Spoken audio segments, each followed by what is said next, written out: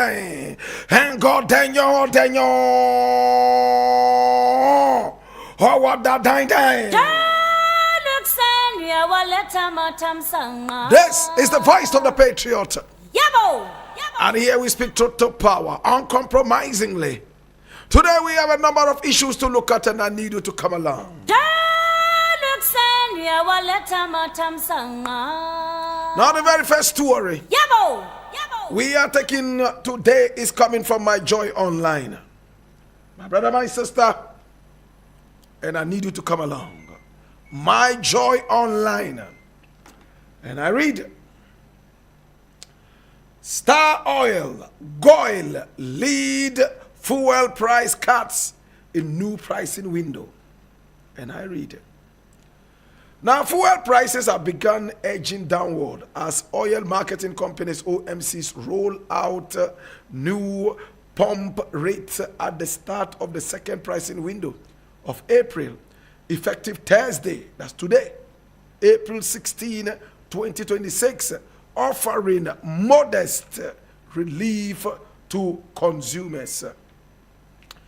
Now the changes follow revised minimum pricing benchmarks set by the National Petroleum Authority, as well as recent government interventions aimed at cushioning fuel costs. Star Oil has adjusted its prices in line with the new benchmarks. Petrol has been reduced by 3 pesos per liter, from 13 cedis 30 pesos to 13 cedis 27 pesos, while diesel recorded a sharper drop of 1 cedi per liter, falling from 17 cedis 10 pesos to 16 cedis 10 pesos. State-owned GOIL has also aligned its pump prices with the updated pricing window.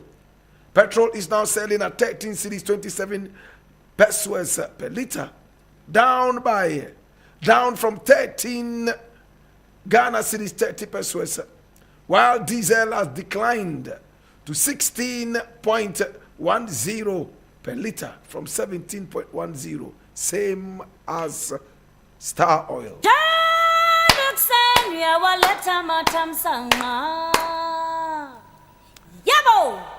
Now this is what I want to see, my brother, my sister.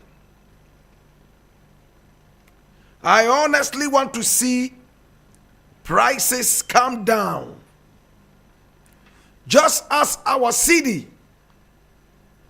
is getting a big edge over the dollar. The economy is booming. We should also see prices coming down. Congratulations to GOIL and of course Star Oil on they are taking the lead in this new price benchmarks. Now, having said this, can I just go a bit into detail? In Ghana, price reductions via our pumps does not mean anything. You can reduce petrol, diesel, kerosene, price-wise, and it doesn't look like anything is happening in the country. And it's a shame. Yes, politically, you would score a lot of points. Private drivers would hail you up. Even commercial drivers will applaud you. But they will still keep prices at the same level. They will not reduce. Prices, the moment they begin to rise, even if it's by 1 peso, it affects every single corner of the economy. Water prices increase, food prices increase. Everybody increases the price of their commodity. Even the ladies on the street, they also increase the price of their something. It's terrible, my brother. Can I repeat this? I am saying that when fuel prices reduce, as we are seeing now, it doesn't mean anything to the consumer, unfortunately, because wicked people in our country who were created by Satan on the seventh day when God took a rest, you know what happens? They would continue to keep the prices at that level. They don't care whether fuel prices have reduced or not. But wait until fuel prices even increase by 1 peso. So insignificant, yet most significant. That's a paradox. You will go out on the market, fish sellers have increased prices by 20%. And when you ask them, they say, oh, fuel prices have increased. And to make it worse, let the dollar rate even increase. It's even worse. Even the farmer in my village who does not know what the dollar looks like would attribute the increases in the price of his commodities to the dollar rate increase.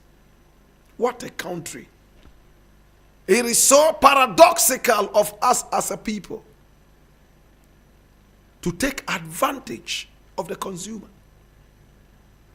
We have the penchant to punish our own and make profit off them. And that hurts my soul. Yet, 99% of these people are either Muslim or Christian.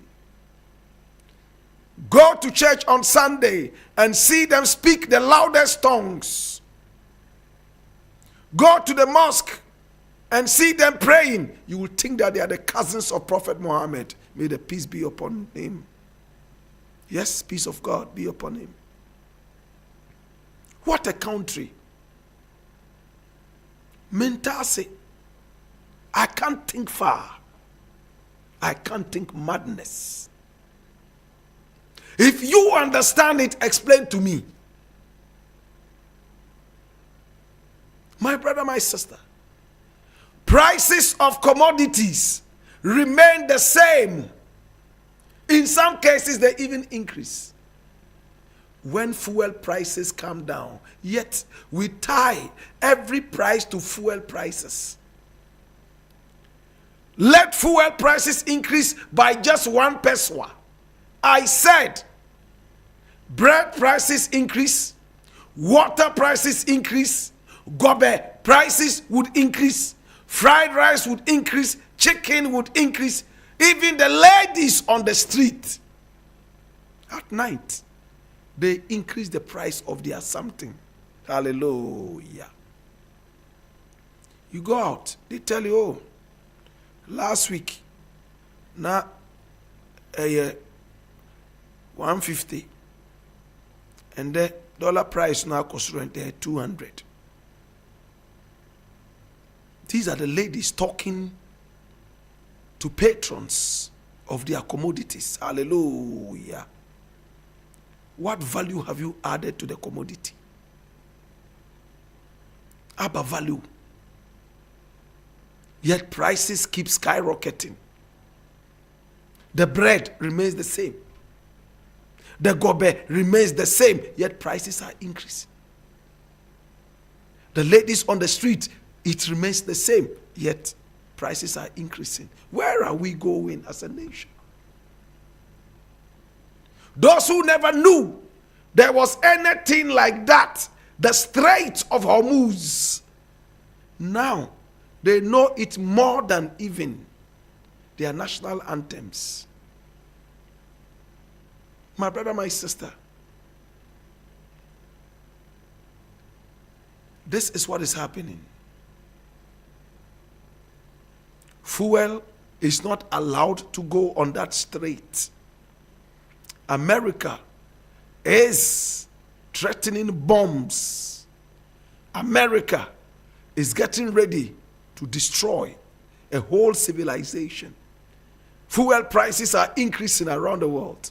In Ghana, the president has decided that let us give them a certain rebate. My brother, my sister. And because of this respite, prices are coming down for fuel. Yet the gobe remains the same. The fried rice remains the same, the price. Why? Are we not a wicked people? Are we not a terrible people? Are we not a useless people? Are we not supposed to go to hell? If there's anything called hell at all. Can the authorities go ahead and deal with this? Even if it means issuing price controls. Because I am honestly fed up with the way Ghanaians take advantage of consumers. Where are the consumer associations? Do they care about the consumers?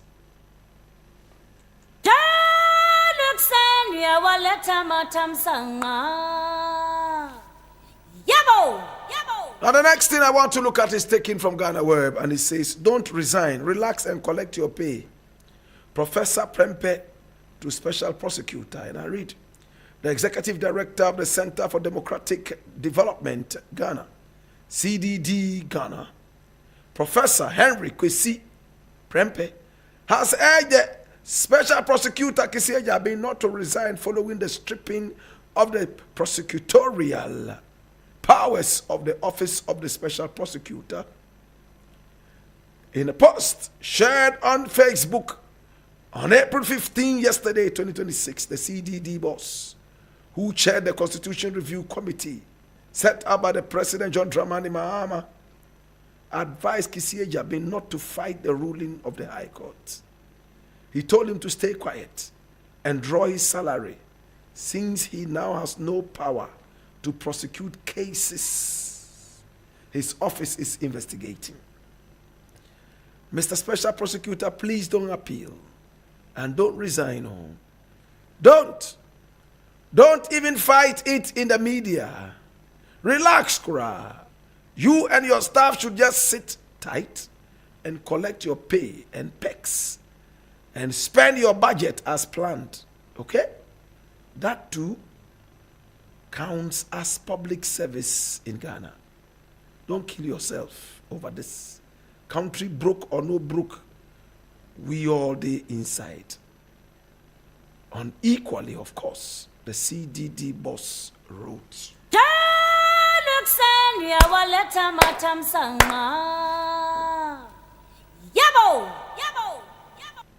This is not the way a man who claims he has an outfit called CDD, Democratic Development, Center for Democratic Development.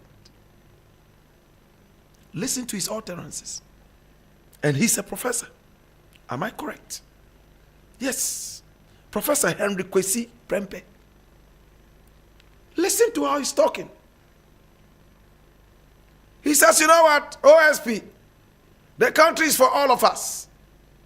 And if this is how they want it to go, forget. Just sit down and watch the country sink like the Titanic. And this is a professor. This guy is a professor. He teaches university students to come out and become people. Listen to this sarcasm. What a joke of a professor. Professor Henry, are you serious? I have never met this brother. Now, this is called nonchalance. Okay? It is called apartheid. Better pronunciation, apartheid. Carelessness. I don't care. Whatever happens to this country, what in our local palace is I don't careism. That is what this professor is preaching. He is not fit to be called a nationalist. Number two, he is not been able to convince me of his birthright as a professor. Thirdly, he should resign immediately as the boss of the CDD Ghana. This is so nauseating. Can you imagine? Now, professor comes out to say, you know what, Christian Jabing? If they say you cannot prosecute, just stay there and take the money. Blow the money, you and your staff. Whether the country is broke or not, collect your money. After all, country broke or not, we all day inside. Can you imagine this from an adult, a professor, a man who has an outfit that is called something, something democratic, whatever, whatever. And these are the people who are supposed to be the think tanks of the nation. Who are sarcastic people, elements of sarcasm. Professor, can you imagine? Again, this man, I am reading right now that he was the head of the Constitution Review that the president put in charge. What did the president see in this guy's bald head? What is in the bald head? Can you tell me? I don't see anything. I don't like people who don't like their country. No, they can't be my friends. Instead of telling the nation that, hey, you know what? If you think that this man cannot prosecute A, B, C, D, E, F, give us reasons. For that matter, this office must not stay, or we must give it a whole different face. Instead of looking for the best for the nation, he's encouraging people to go and sit down, doing nothing, draw their salaries. At the end of the day, no work is done. And then, what is next? The country gets broke. And when it gets broke, we all day inside. There's no common sense in this. These were the guys who sank the Titanic in 1912. This professor and his ilk, they were those who sank the Titanic. They sat down and watched whilst the Titanic got punctured, and whilst the Titanic was bleeding and sinking, they folded their arms and said, Abi, we all day inside. We go see. And when the Titanic was finally sinking to the abyss, they jumped onto lifeboats because they were the bourgeoisies. And they escaped. And me and you ended up in the depths of the ocean. I am so disappointed. I don't know this guy. I have never met him. I don't know his pedigree. I don't care. The most important thing is that this is what he's saying, as reported by Ghana Web. Master, if the office of the special prosecutor no longer makes sense, clear it and throw it away. I think differently. I think that the office is still very important. I think that the powers of the office must be spelled out. They must not be contradictory. They must not be conflicting with the office of the Attorney General. We want to save as much money as possible doing the same things optimally. Prof, you have disappointed me. I don't know you. If I ever do meet you, I'll tell you that, Prof, this, you, not you, but this utterance is a disgrace to academia. I'll leave it here.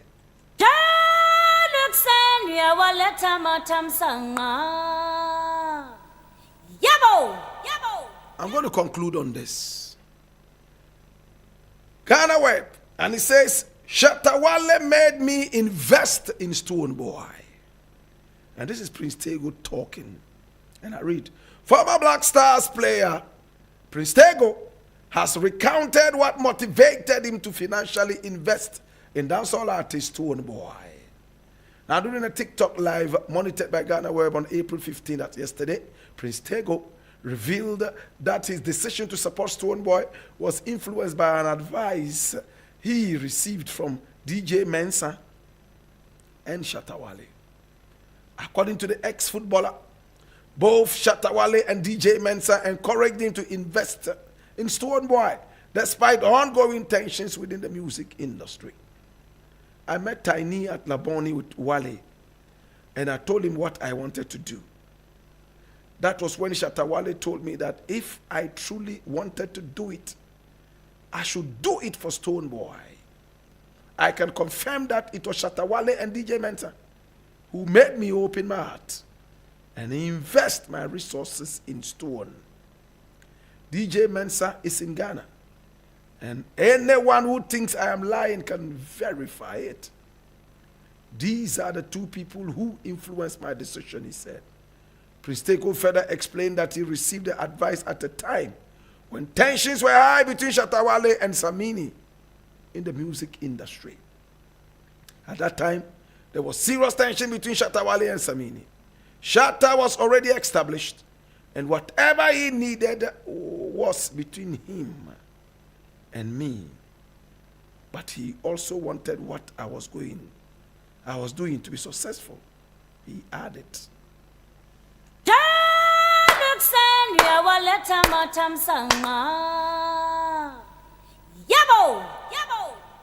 All my life, I have met Prince Tego once at Xylophone. I can't remember what he came there for. Maybe he came to invest in Namwan's men's gold. And then when the money was locked up, he probably tried to come and see how his money could be unlocked. I'm not too sure, I don't know. But he truly was at Xylophone. I remember I met him. We had a beautiful conversation. What were we talking about? Very short conversation. I told him I admired the way he played football, and I admired the way he also supported musicians. And I remember I gave him, I think, a couple of my CDs at the time. And he promised that he will give me a shout. He never called, and I never also called him. I had accomplished my mission to say thank you for whatever you've done for Ghana, and thank you for remaining steadfast to the cause. It's not about me. Now, for some time now, Prince Tego has become quite controversial. I remember his first run-in with Prayer. How many people remember that? Prayer came out with a song, Angelina Komiko. You remember Angelina? You know, that song. And Prince Tego was said to have invested his money in that thing. And he lost. He was so angry that even when he invited Prayer to come and perform in front of his guests, they felt that they were superstars and they shouldn't just be invited to a party of about 20 people and be ridiculed. Come and stand here and just perform just like that. Just like that. That was what was running around in the media circles. So their relationship fell apart. The money was never paid back to Prince Tego. In fact, the relationship became so disrespectful. Prayer even fired shots back at the Prince of Golds. It was terrible for him. In fact, Prince Tego was the darling boy of Ghana, banging in the golds. At a point, he was known as the Prince of Golds. In fact, he had a record label. I think it was also called the Prince of Golds or Golds, whatever. It had a prince and a gold or some golds and something inside. And that was his journey, his startup journey with the music industry, I believe. He had a very bad time with Prayer. And then they broke apart. As for the Prayer issue, let's put it aside. Because after that, Prayer went into deeper trouble. We all remember Prayer, right? I am Shorty one. We all remember that beautiful song. My brother, right now the Prince of Goals is talking about Stone Boy. Before that, there was a certain car issue. He was supposed to supply a car to another player, I think Boateng, and the car didn't come. There were issues. They went to court. The Prince of Goals was arrested, locked up. Oh, Basa. A former Black Stars player. At the time he was playing, he made money. He was the darling boy of the Black Stars, banging in the goals until a Samoa Jan came. I hear their relationship is not the best now, and I won't go into the allegations. My brother, my sister, today he's talking about Stone Boy, how he invested in Stone Boy. And when you listen to the TikTok live that he did, he also said a lot of terrible things against Stone Boy. How Stone Boy hates Shatawale too much. I think that as a national star, you can call him a former national star. A star is always a star. I don't believe in ex-stars and former stars, former musician, ex-musician. No. A musician is always a musician. Even if you don't release music anymore, at least when music is playing, you are tapping your feet, pa, pa, pa, and shaking your head and humming to yourself some melody. That's music. I'm not happy about the way the Prince of Goals is going with his thing. I don't know if some frustration has probably hit him, because now it is clear that the Prince of Goals is probably broke. When this car issue came, it was a big issue. He had to be arrested and locked up. And the facts of the case pointed to the fact that he couldn't pay. In his days, that amount of money would have been nothing.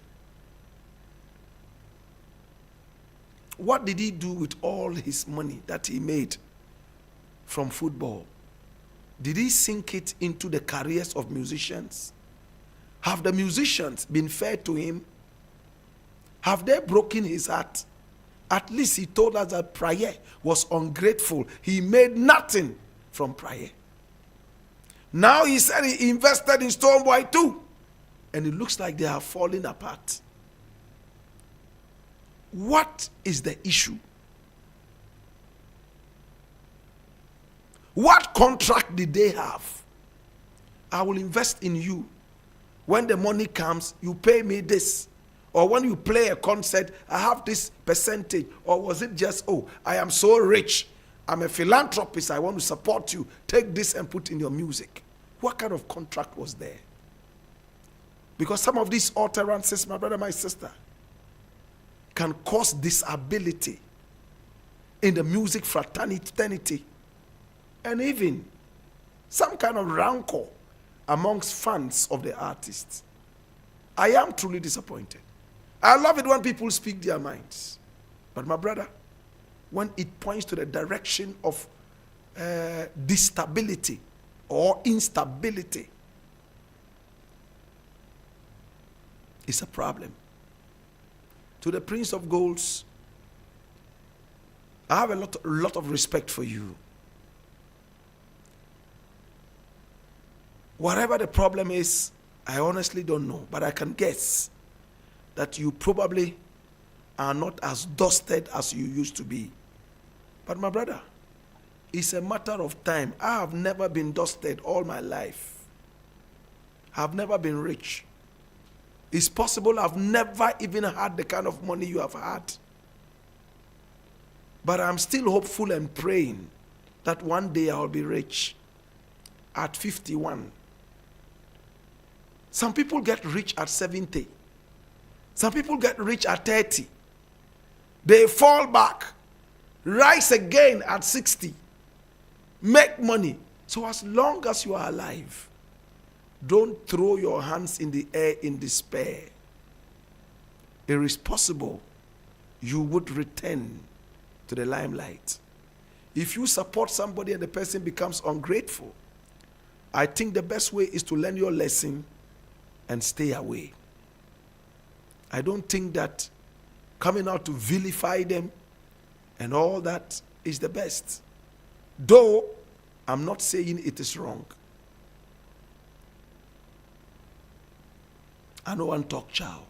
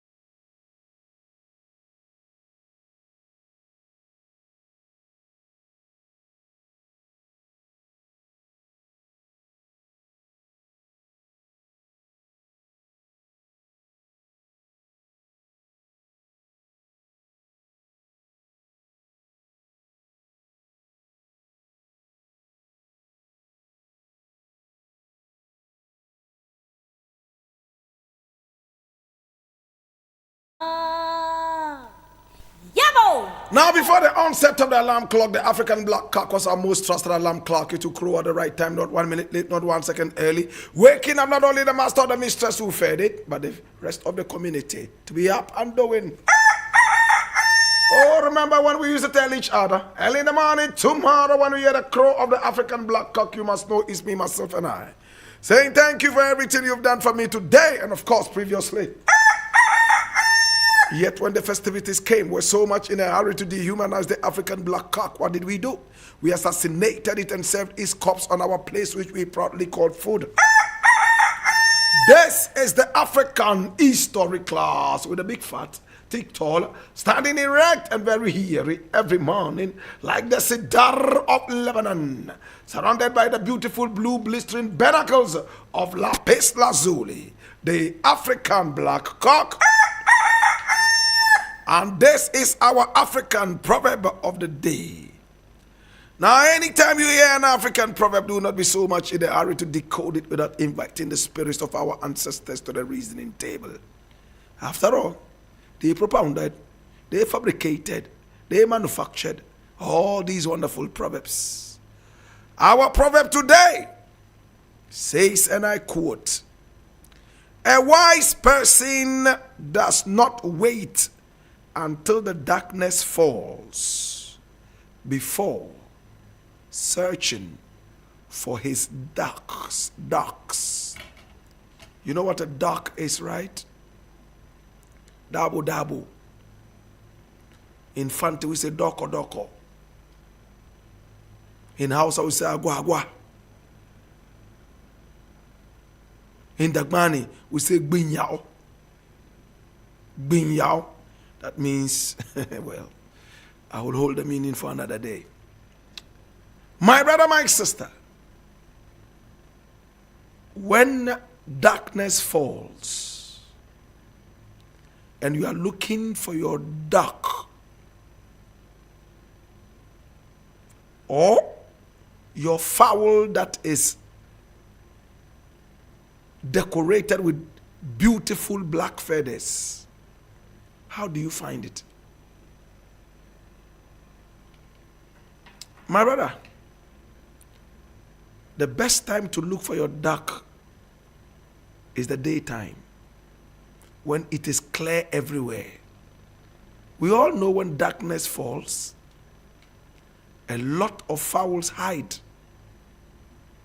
As for the dark ones, it will even be difficult for you to find them. So this is dabo dabo or doko doko. My brother, my sister, what is this proverb trying to teach us? It's very simple. It is simply telling you to make hay while the sun shines. It is telling you that hit the nail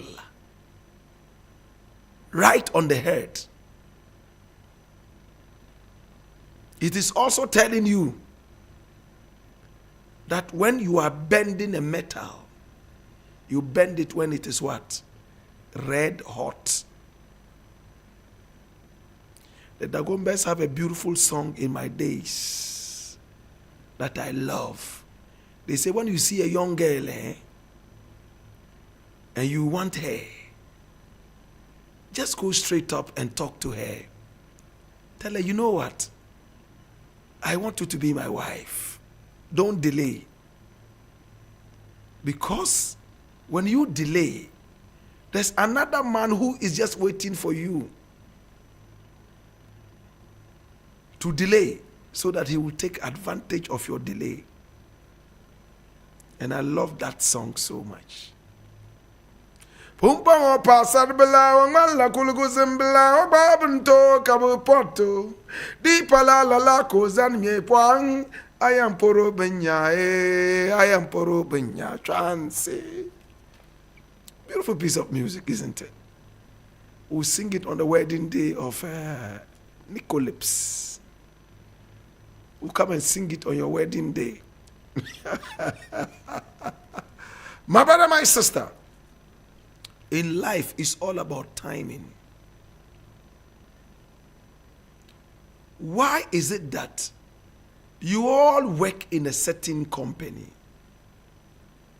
Everybody goes in there to try. It doesn't work. But you go in and it works. It's probably the timing. Nothing happens before its time. My brother, take advantage of the time. Hey, you see a very young girl, nice, beautiful, sexy girl that you like. You don't go proposing love to her when she's hungry and angry. True? She hasn't eaten the whole day. She's sitting down, very angry, very mad. Then you go there, you are cracking jokes that are not funny. The best joke you can crack at the time is, can I buy you lunch? What do you want to eat for lunch? Wait, when she finishes eating the lunch, then you ask what drink she would have. Maybe some juice. And when I say juice, I mean mango juice. You give her mango juice, pineapple juice. After she drinks these juices and she's now relaxed, you can now hit the nail on the head. True? That's why I like that song. Cro cro bano. Ah, I love that song. You know that, right? My brother, my sister, on a more serious note, do not approach things at the wrong time. How do you know whether it is the right time or the wrong time? There's something called observation. Observe. Don't just see an opportunity and jump onto it. It could be a trap. Observe. Observe. Watch and pray. At the right time, you will succeed. This is the African History Club.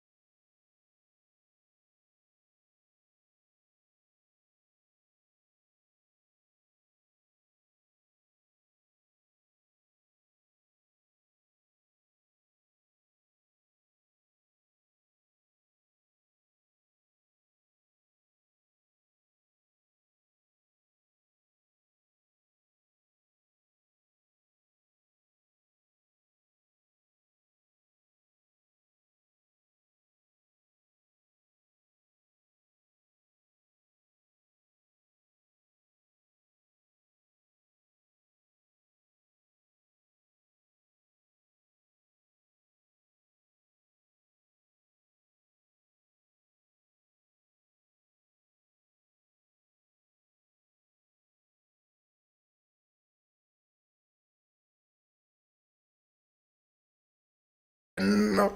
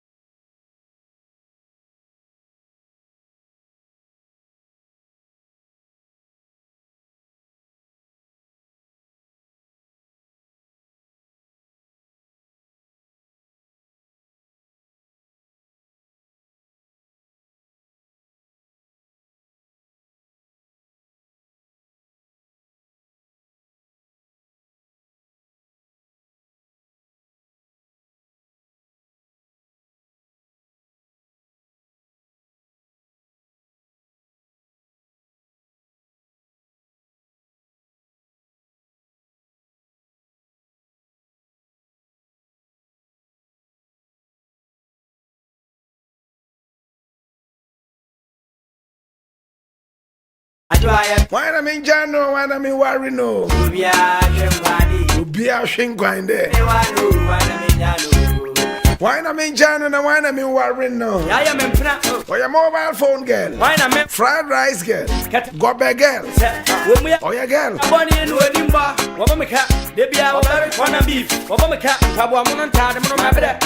Maybe I'll bomb any unit.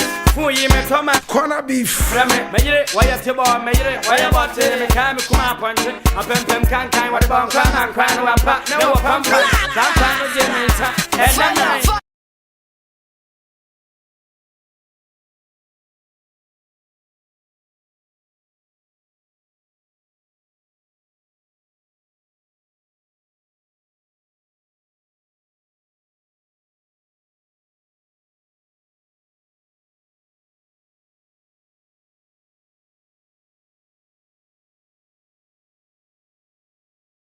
Also the map of the world, and I am most excited, my brother, my sister. Today is a very important day in the history of black people and of course African people, and I need you to open your ears and listen with rapt attention. Now today in 1862, the District of Columbia compensated Emancipation Act, a bill ending slavery in the District of Columbia, and it became law. Today, in 1961, in a nationally broadcast speech, Cuban leader Fidel Castro declared that he was a Marxist-Leninist and that Cuba was going to adopt communism. Today, in 1963, U.S. Civil Rights campaigner Dr. Martin Luther King Jr. wrote his open letter from Birmingham jail, sometimes known as the Negro is Your Brother, while incarcerated in Birmingham, Alabama, for protesting against segregation. Today, in 2013, the 2013 Baga massacre was started when Boko Haram militants engaged government soldiers in Baga. This is the African History Club.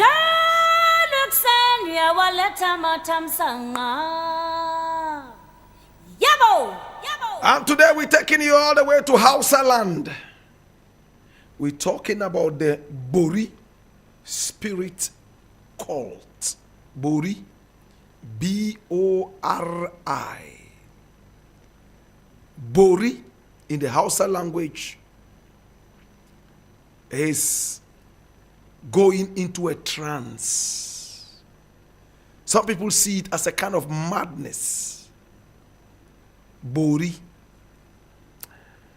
Now the Bori spirit cult is an ancient pre-Islamic religious system of the Hausa people, centered on adorcism. Yes, adorcism.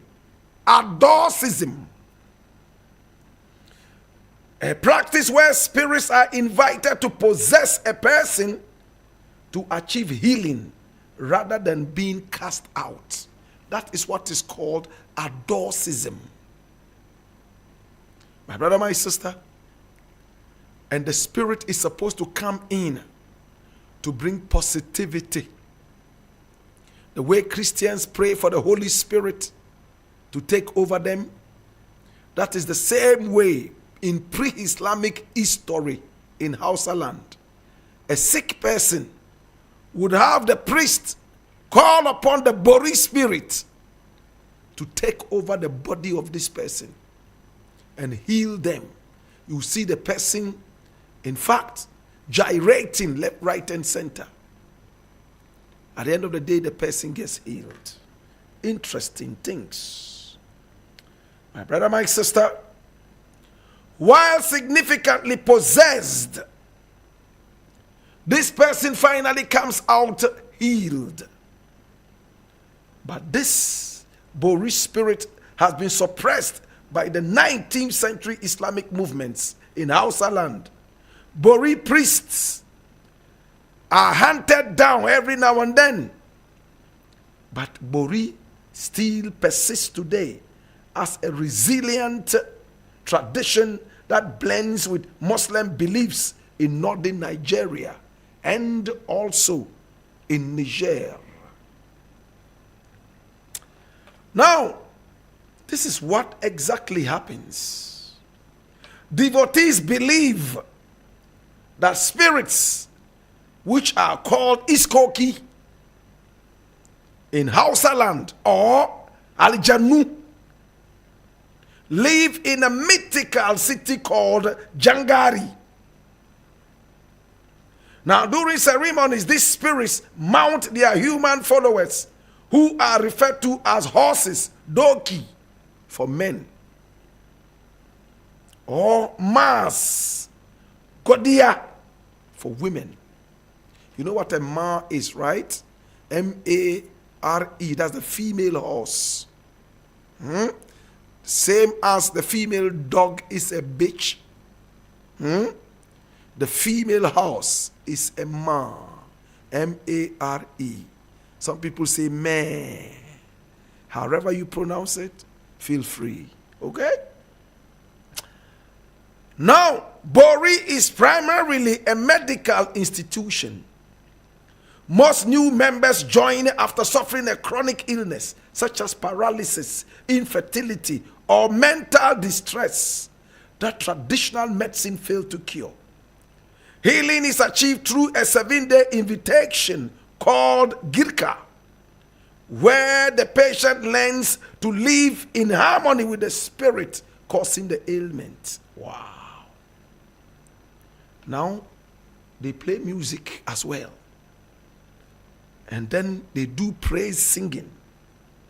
Spirits only appear when their specific praise songs are played. Ritual musicians use instruments like the goge, a one-string fiddle, molo, or the lute, and then kalangu, which is the talking drum, to summon specific entities. Hey! Because Bori does not follow the traditional seclusion of women found in some Islamic practices, it offers women significant leadership roles, economic independence, and social statuses. It has historically been a space for those on the fringe of society. Yes, the fringes of society, including independent women and gender non-conforming individuals. Anybody can be part of this. Many modern practitioners identify as Muslim. They categorize Bori spirits alongside the jinn mentioned in the Quran, allowing the two systems to coexist. Some Bori healers even offer their services to fellow pilgrims during the Hajj in Saudi Arabia. So they beat the kalangu, gangagang, gangang, gangang, gangang, gangang, gangang, gangang, gangang, gangang, gangang, gangang, gangang, gangang, gangang, gangang. That is normally the beat that allows the spirits to get into the people they are directed into. Okay? Now, the spirit world reflects the history and changes of Hausa society, with spirits categorized by color or origin. My brother, my sister, there are so many different spirits. The black spirits are called Babaku. The white spirits are called Farfanu. And then contemporary spirits are also there, which normally are representative of Europeans. My brother, my sister, all these spirits are brought into being and they take over the bodies of sick people in the Bori culture. Now, the Maradi and Zinda in Niger, these regions remain the most often centers. In fact, the most open centers for Bori culture, Maradi and Zinda. In Nigeria is Kano.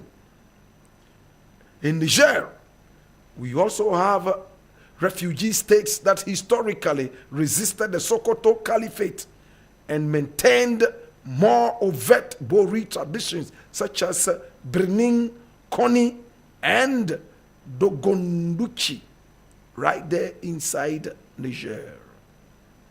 Today, my brother, my sister, we have taken you all the way to Hausa land to open to you, my brother, my sister, the Bori culture